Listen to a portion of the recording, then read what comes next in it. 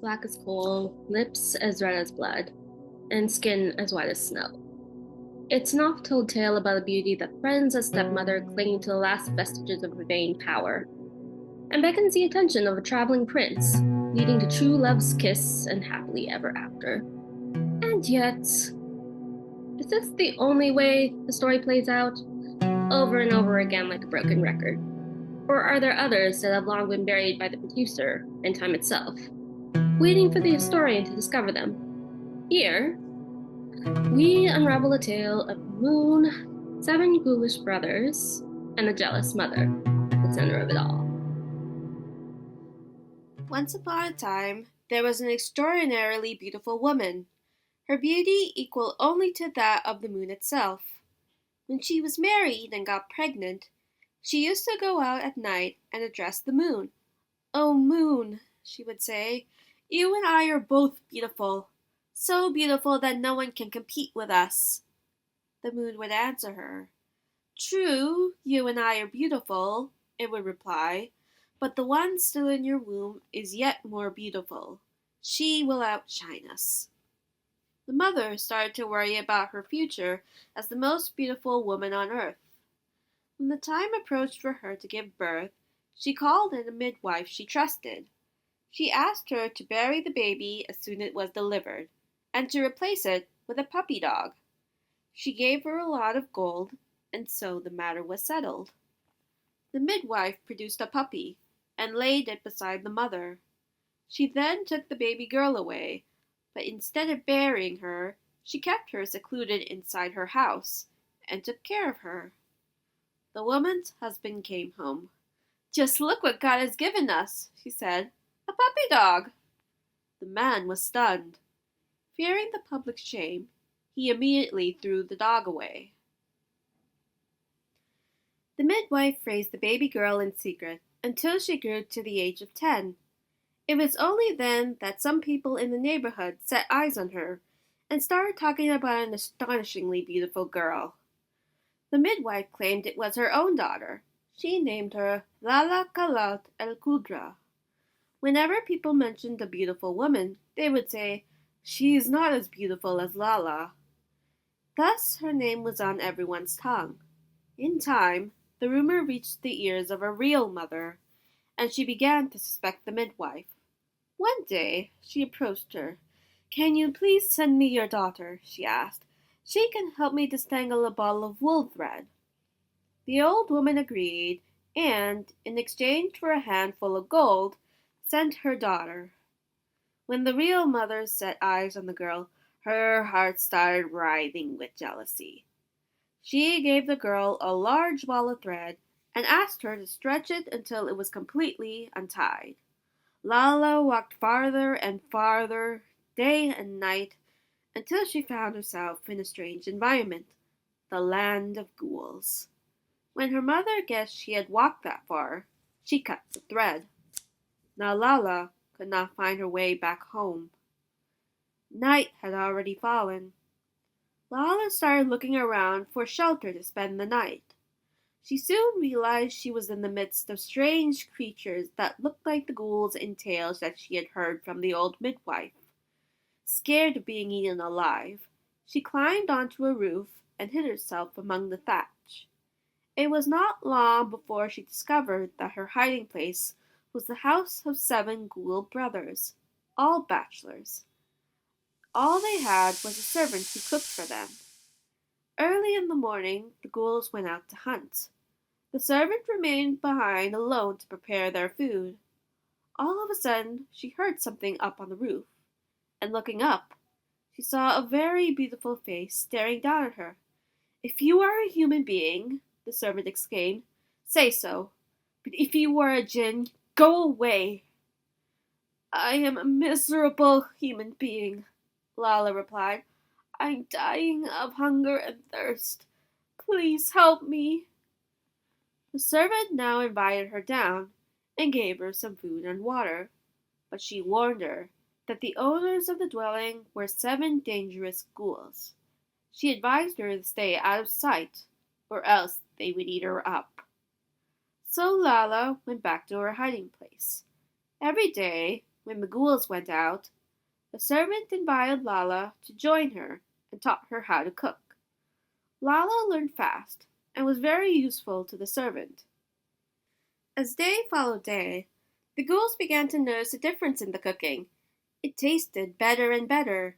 A new flavor had been added to their food. They discussed this new change among themselves and decided that the next day the youngest brother would stay behind and conceal himself in a hiding place to see what the servant was adding to the food. The other 6 brothers left. The servant woke up and, as usual, called Lala down from her hiding place. They started cooking together, but now Lala was doing most of the work while the servant relaxed. The youngest ghoul waited for a while, but then he jumped out from his hiding place and surprised them both. Lala was frightened and remained glued to the spot, but the youngest ghoul spoke very softly to her, assuring her that she would not be harmed. To the contrary, he gave her a warm and friendly welcome. As soon as his eyes looked at her, he fell in love and decided to marry her. When his brothers returned, he met them at the door and told them what had happened. They all sat down and discussed the matter. They agreed to give the couple a great wedding ceremony the very next day. With the presence of such a charming beauty, their life had been completely transformed into a paradise. They were all very happy. Thereafter, all the 7 brothers' care and attention were devoted to Lala, and eventually they sent the servant away entirely. She left with bad grace, but Lala and the ghouls were quite happy. Little by little, she also recovered her health and serenity. Her complexion was rosy, and that brightened up the brothers' life like a magic candle. They enjoyed her charm, and all felt happy again. Every day they showered her with gold and silver. They all loved and worshipped her like a goddess who made them human. By now, her room was piled high with precious presents. One day, a wandering merchant passed by the house yelling, "Sweets, clothes, cosmetics, everything you need." When he heard a voice from inside the house, he stopped his donkey. He led his donkey over to the door and waited. Lala came out and he showed her his wares. She chose a few things and asked him for the price. He said he was exchanging his goods for wool, old copper, or silver utensils. She went in and she filled a whole sack with silver and gold and gave it to him. He was amazed at her generosity and asked for her name. She said, "Lala Kalat el Kudra." And then she asked him, "Do you know a tribe called so-and-so?" He said he was much traveled, because his trade took him everywhere, so naturally he knew that tribe only too well. "Please," she begged him, "if you go back to that tribe, ask for a woman called Fulana. She is my mother. Please give her my greetings and tell her I miss her so much." The merchant promised and departed, still yelling, "Sweets, clothes, cosmetics, everything you need." A few months later, his travels brought him to the tribe where her mother lived.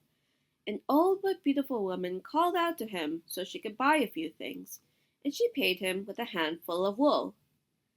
When he saw what she was offering him, he laughed at her. "Oh," he said, "you are not like Lala Kalat el Kudra, who was far more generous than you." It was then he remembered the promise he had given Lala. "Oh," he went on with a sigh, "her beauty surpasses that of the moon itself." He was about to ask the old woman if she knew a woman called Fulana, when the goods she bought fell from her hands onto the ground. "Please," her mother said, "tell me more about her. I am her mother." The merchant was surprised. "She sends you her warmest greetings," he said. "She misses you so much." "Tell me," the woman insisted, "how is she? Where does she live?" "She lives in the country of ghouls, but she has become their queen. They worship her and give her all the gold in the world. She is very happy, the richest and most beautiful woman I have ever seen in my life." "When will you see her again?" "Very soon, for sure. Perhaps in a month or 2. The old woman asked him to wait. She went into her house and searched for a present to send her dear daughter. She wrapped the ring in a handkerchief and handed it to the merchant. Please give her this. Tell her it's a token from her mother who loves her so much. Tell her to put it under her tongue when she is cooking to protect her against the evil eye. The merchant promised to convey the message and went on his way. 2 months later, the merchant found himself back in the country of ghouls. He remembered the message and went straight to Lala's house. She was delighted to see him again. He told her he had seen her mother, who was very happy to hear about her. He then produced the present he had sent her and repeated what her mother had advised her to do with it. Lala wept with joy and kissed the handkerchief in which the ring was stored. She sighed and said she would do as her mother suggested. Then the merchant left to carry on his business. When Lala sat down to prepare the meal for the brothers, she untied the handkerchief and put the ring under her tongue. A short while later she fell into a swoon and remained in a coma, looking as still as death. When the ghouls returned home, they found her frozen to the spot. They shook her, but she remained motionless. They cried the whole night and ate nothing. The next day they made her an atouche, a sort of couch all made of gold and silver and her best jewelry, and laid her down in it. They called their camels and asked each of them one by one, "How long can you carry Lala?" 1 year, one said. 10 years, another says. As long as I live, said a third named Nala, or Shu. So the ghouls fixed the atouche firmly on the back of the third she-camel. Do not stop for anyone, they told the camel. Roam the world. Remember your secret name is Nala. Respond only to this name. The she-camel agreed and departed. Nala traveled very far, from one place to another, stopping only to eat and drink, and never allowing anyone to come close to her. She crossed deserts, valleys, rivers, and jungles. She saw all sorts of nations until she reached the territory that was ruled by a famous rich sultan. When his soldiers saw a she-camel carrying something shiny, they informed him and chased the camel everywhere. But their efforts were all in vain. The Sultan consulted all his magicians, who were helpless in the face of this phenomenon. As the Sultan was riding his horse towards his palace, he heard an old woman laughing. He stopped his horse. "Why are you laughing, old woman?" he asked. "All your soldiers and magicians can't catch a mere she-camel." "Do you mean you can catch her?" "Old as I am, I will bring her to you." "Listen, woman. If you do, I will make you rich forever. If not, I'll kill you. Now go!" They all ridiculed the old woman, and considered her as good as dead anyway. Some said she had nothing to lose. She started running in the direction of the she-camel. Suddenly she lost one of her shoes and started yelling, "My shoe! Shoe! Shoe!" The she-camel heard her and stopped. She knelt down and waited for the old woman. Everyone stood there astonished, including the Sultan, who now believed she had some supernatural powers. The she-camel was then brought into the palace. When the atouche was carefully searched, they discovered inside the corpse of a sleeping beauty. The Sultan asked his physicians to examine the body thoroughly. They noticed a strange ring stuck under her tongue. When they removed it, the beautiful woman uttered a scream like a newborn baby and started breathing.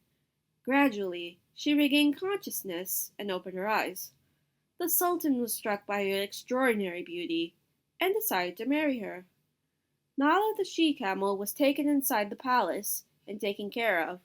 The servants took Lala and gave her a good bath. The following day, the Sultan took her for his wife. Day went by, but Lala never forgot the 7 ghoul brothers. Every day she went out and addressed her camel.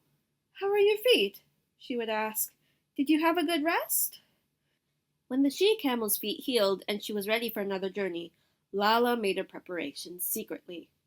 One very early morning, the Sultan had to go to court for an urgent meeting. Lala waited for a little while, then slipped away from her room. She took the atouche, fixed it on the camel's back, and settled herself in it. "Now don't answer anyone at all," she whispered to the camel. They fled from the palace. When the soldiers saw her running like a shadow, they informed the Sultan. He ordered them to chase her. They did their best, but it was impossible to catch up with her. They gave up and returned to the palace empty-handed. The she-camel went farther and farther without stopping, through deserts, valleys, rivers, and jungles, until she finally reached the territory of the ghouls. The 7 brothers were still in mourning, keeping themselves shut up inside their house. Then all of a sudden, as the camel approached, Lala let out a loud cry. When they heard her, they all sprang to their feet and went out to find the camel, standing at their doorstep with a shiny tush. Lala looked out at them with a smile and waved her hands. They were all very happy. They welcomed her and made a great feast in her honor. Their dwelling had become a paradise once again. They all gathered around her. "Now," they said, "you must be more cautious. The world is a dangerous place. We cannot afford losing you again." It's never the end when it comes to tales like this, merely the impetus of a new one unfolding. Whether its heroines had skin as dark as a pomegranate, a complicated journey from robbery to priesthood, or simply wished to marry the Peacock King, they now have a chance to stand under the sun with the rest of the classic tales. Fairness is overrated anyways.